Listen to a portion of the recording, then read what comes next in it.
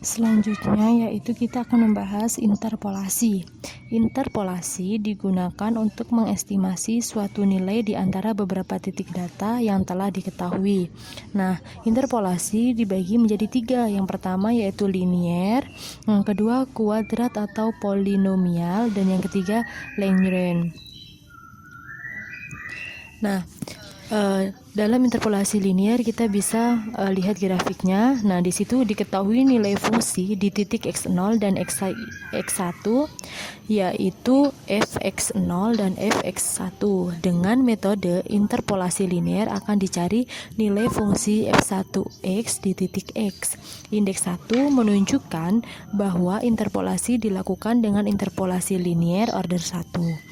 Nah, pada grafik tersebut ada 2 bangun segitiga, yaitu segitiga ABC dan ADE.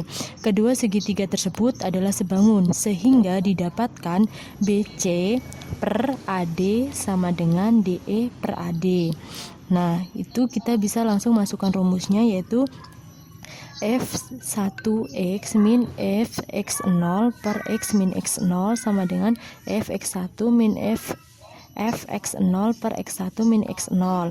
Nah, sehingga didapat persamaannya yaitu f1x sama dengan fx0 plus fx1 min fx0 per x1 min x0 dikali x min x0.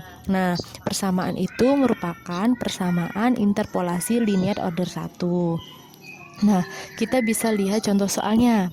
Contoh soalnya yaitu tentukan nilai len 2 berdasarkan nilai len 1 sama dengan 0 dan len 6 sama dengan 1,791755 dengan si linier.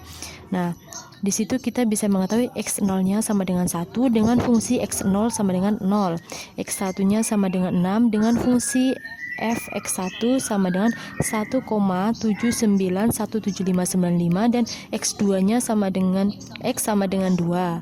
Tetapi fungsi fx-nya belum diketahui. Kita bisa masukkan ke dalam rumus.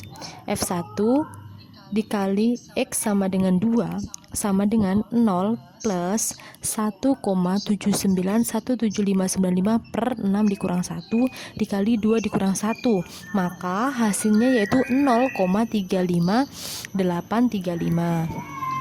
Nah, dengan interpolasi linear order 1 didapat nilai len 2-nya yaitu 0,35835, sedangkan nilai eksak dari len sama dengan 0,6931718, sehingga kesalahan yang terjadi yaitu kita bisa masukkan rumus yaitu 0,6931718 dikurang 0,35835 per 0,6931 dikali 71 kali 8 dikali 100%, sehingga hasilnya 48%. Nah, di situ berarti kesalahannya ada 48%. Kesalahan yang terjadi cukup besar, sehingga perlu diambil ring yang lebih kecil untuk mengurangi kesalahan yang terjadi. Nah, bagaimana kita mengambil ringnya? Kita lihat x0-nya sama dengan 1 dengan fungsi f x0 sama dengan 0, x1-nya sama dengan 4 dengan fungsi x1 sama dengan 1,3862944. Kemudian x-nya sama dengan 2, kita akan mencari fungsi x-nya. Nah, kita mencari fungsi x-nya, kita masukkan fi x sama dengan 2 sama dengan 0 plus 1,3862944 per 4 dikurang 1 dikali 2 dikurang 1 sama dengan 0,462098. Dengan interpolasi linear order 1 didapat nilai len 2 sama dengan 0,462098, sedangkan nilai eksak dari lennya 0,6931718, sehingga kesalahan yang terjadi yaitu didapat 0,6931718 dikurang 0,462098 per 0,6931718 dikali 100%, maka hasilnya yaitu 33,33%. Untuk mendapatkan hasil yang lebih teliti berarti ring yang digunakan harus lebih kecil lagi. Nah, kemudian kita masuk ke contoh soal 2. Perkirakan atau prediksi jumlah penduduk Gunung Pati pada tahun 2005 berdasarkan data tabulasi berikut. Pada tahun 2000 jumlah penduduknya yaitu 179.300.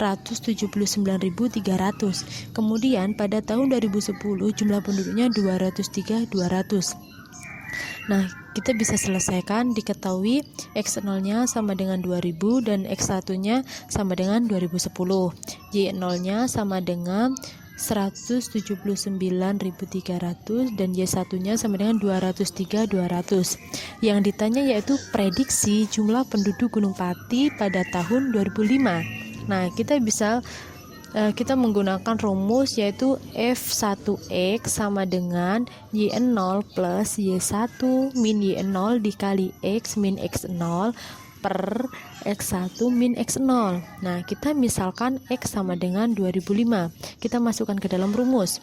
F1 2005 sama dengan 179.300 ditambah 203.200 dikurang 179.300 dikali 2005 dikurang 2000 per 2005 dikurang 2000. Nah, F1 2005-nya didapatkan 191.250.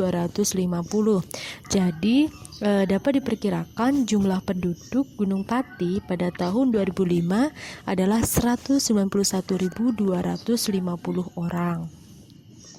Nah, kemudian ini ada contoh soal, yaitu perkirakan atau prediksi jumlah penduduk Korea Selatan pada tahun 1968 berdasarkan pada data tabulasi berikut. Nah, teman-teman bisa mengerjakan soal dengan menggunakan rumus-rumus seperti yang sudah saya jelaskan tadi.